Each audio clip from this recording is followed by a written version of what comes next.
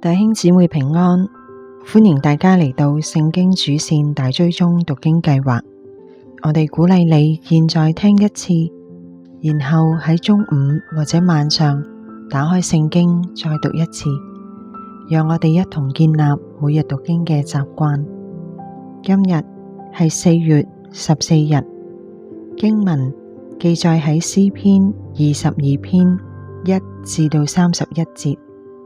經文嘅主題係哀歌化成讚歌，我哋一齊聽下今日嘅經文。我的神，我的神，為什麼離棄我？為什麼遠離不救我？不聽我哀哼的言語？我的神啊，我白日呼求，你不應允；夜間呼求，並不住聲。但你是聖潔的，是用以色列的讚美為寶座的。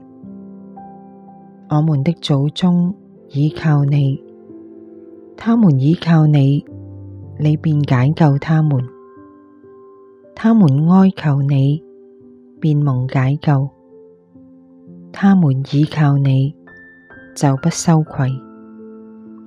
但我是蟲，不是人，被眾人羞辱，被百姓藐視。凡看見我的，都嗤笑我。他們撇嘴，搖頭說：他把自己交託耶和華，耶和華可以救他吧？耶和華既喜悅他，可以搭救他吧？但你是叫我出母腹的，我在母腹裏，你就使我有倚靠的心。我自出母腹，就被交在你手裏。從我母親生我，你就是我的神。求你不要遠離我，因為急難臨近了，沒有人幫助我。有許多公牛圍繞我，巴珊大力的公牛四面困住我，他們向我張口，好像爪嘶哮叫的獅子。我如水被倒出來，我的骨頭都脫了節，我心在我裏面如蠟融化。我的精力枯乾，如同瓦片；我的舌頭貼在我牙床上。你將我安置在死地的塵土中，犬類圍着我，惡黨環繞我。他們扎了我的手，我的腳，我的骨頭，我都能數過。他們瞪着眼看我，他們分我的外衣，為我的裡衣拈鬮。耶和華，求你不要遠離我，我的救主啊，求你快來幫助我。求你救我的靈魂脫離刀劍，救我的生命脫離犬類。救我脫離獅子的口，你已經應允我，使我脫離野牛的角。我要將你的名傳與我的弟兄，在會中我要讚美你。你們敬畏耶和華的人要讚美他，雅各的後裔都要榮耀他。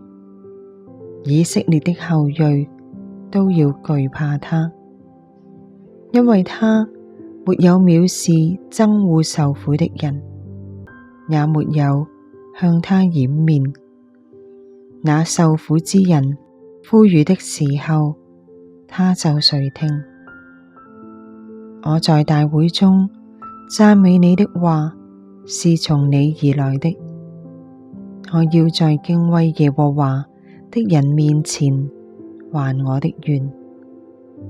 謙卑的人必吃得飽足，尋求耶和華的人必讚美他。願你們的心永遠活着。地的四極都要想念耶和華，並且歸順他。列國的萬族都要在你面前敬拜，因為國權是耶和華的，他是管理萬國的。地上一切豐肥的人必吃喝而敬拜，凡下到塵土中不能存活自己性命的人，都要在他面前下拜。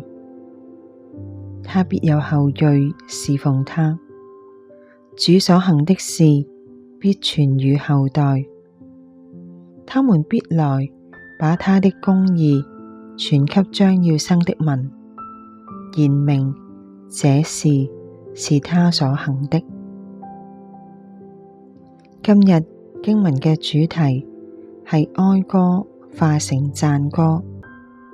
詩人遭受困苦，上帝卻好似離棄咗佢，眾人亦都嘲笑佢。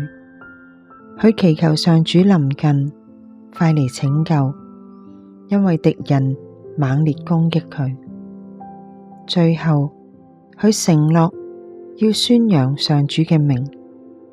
新約聖經常用呢一篇詩篇嚟到理解耶穌受難嘅事，而耶穌自己亦都曾經引用第一節，就喺馬太福音27章46節嗰度。